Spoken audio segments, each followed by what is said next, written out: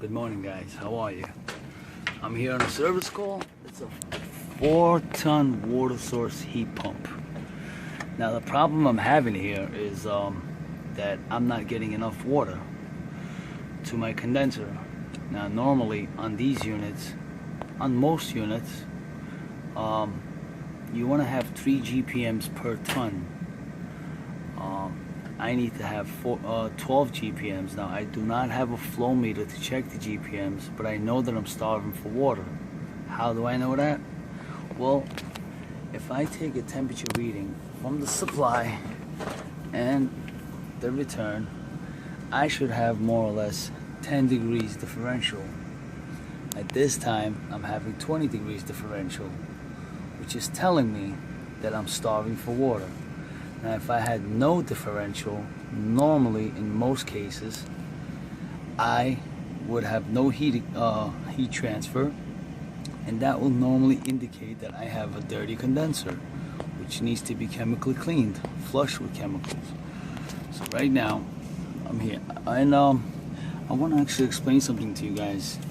The risers here, the water risers, the 8-inch water risers here, were originally an open loop system going from the cooling tower to the older units that were originally here. Now what the people did here, the other company that installed this units in this entire building, they kept the old risers. Probably it's not their choice, probably they just didn't want to pay, but the old risers were kept and everything else was installed new. Now what they did with the old risers, they're using it as a closed loop system, going through a heat exchanger, and from the cooling tower we have water coming down to the other side of the heat exchanger, basically cooling the closed loop system. I'll show you guys that in a little bit once I go up there. So right now I got the wire for the contactor disconnected. I'm going to put it on and let's see what happens. There goes the unit, and there goes the gauges. We're looking normal right now. You can see it's creeping up slowly. That's because I don't have enough water. I don't have the volume. I don't have the GPMs. See, right now this return pipe is freaking hot, man. And I can barely put my hand on it. We're already at close to 500, and she's still climbing.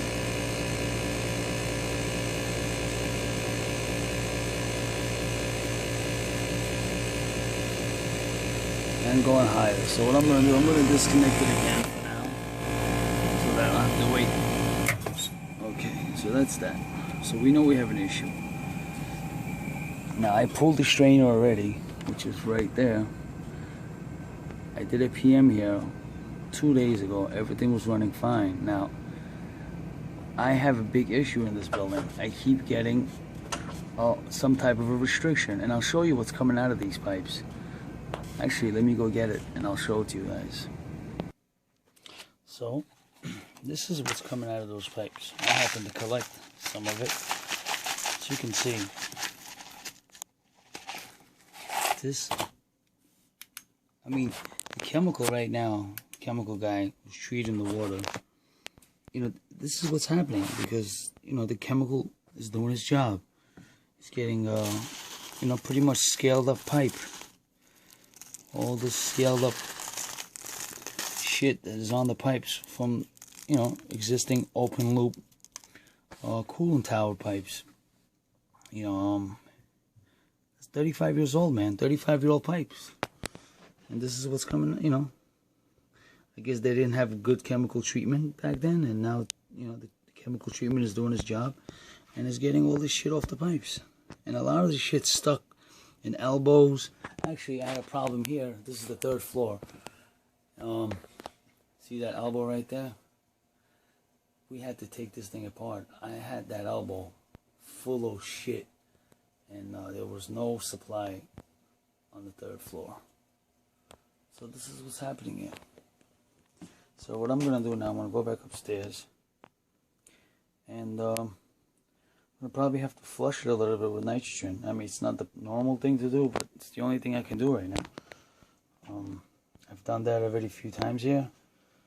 What I would have to do is I would have to hook a hose up onto one of the hose bibs on the 5th floor, close off the main supply and return valves so it doesn't go into the system. And I'm just going to kind of, just basically flush it from one end to the other.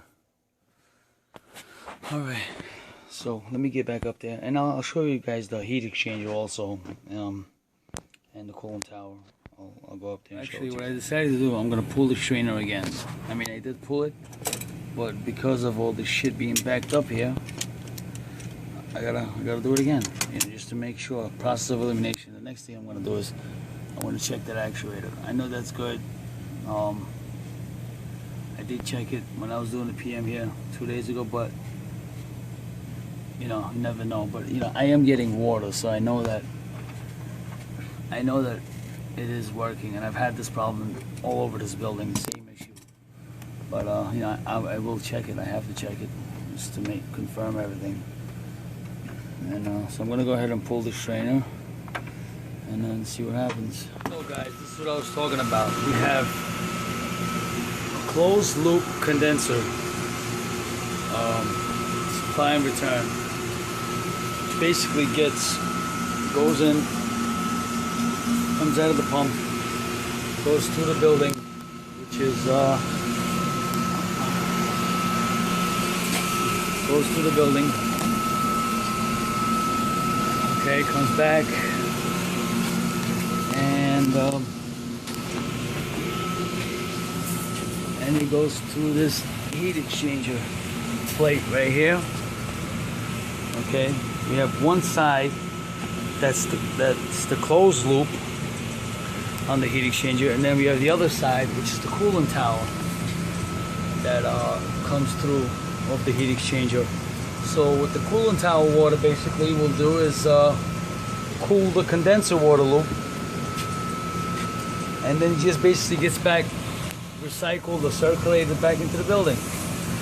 Normally you want to maintain 80 to 85 degree temperatures. We do need to take this, well, I'm not going to do it, somebody needs to do it. This thing is scaled up bad. We spoke to the chemical guy, and it is scaled up, and they've done some tests on it, and it needs to be cleaned. Right now we do not have 80 to 85 degree water temperature. We're more like in the 90s supply. I believe it's 92 or 93 last I checked, but we're having an issue, and it all started because of open loop risers that are now currently being used for a closed loop system that was never changed. And the chemical is doing its job and removing all the shit that's in the pipe. Actually, if you look right here, I don't know if I can even get there, but you see you have an alarm right there. If you see that number, it's 2893. I believe it should be 1,000. So this thing, what happens when the water evaporates in the cooling tower? I'm not quite sure how to word it properly, but the rest of the shit, the minerals, the stuff that doesn't get dissolved, has to be drained out, basically. So this number is really extremely high. There is an alarm. It should drain out, but we have this closed because the makeup here also sucks. So there's a whole bunch of issues here, man. So anyway, I'm going to go back to that unit and flush it and get it going. I flushed the system, and I'm going to go ahead and start it now. I am getting more water. I wasn't getting enough water before. Yeah, I am getting more water because I tested the unit, and I could physically actually, when I flushed it, I connected a hose onto this supply pipe, and I saw the difference of the water supply from the previously tested. So here we go. This is our new pressures now.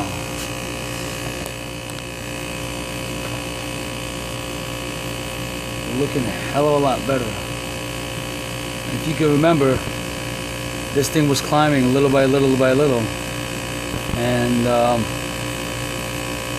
it was I think this cuts out at 600 psi. So when it was over 500, I had to pull off the low voltage control wire off the contactor.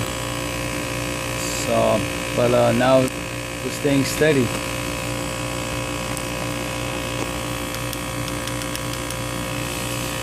So that's it. All right, guys. Thanks for watching, man. Thank you.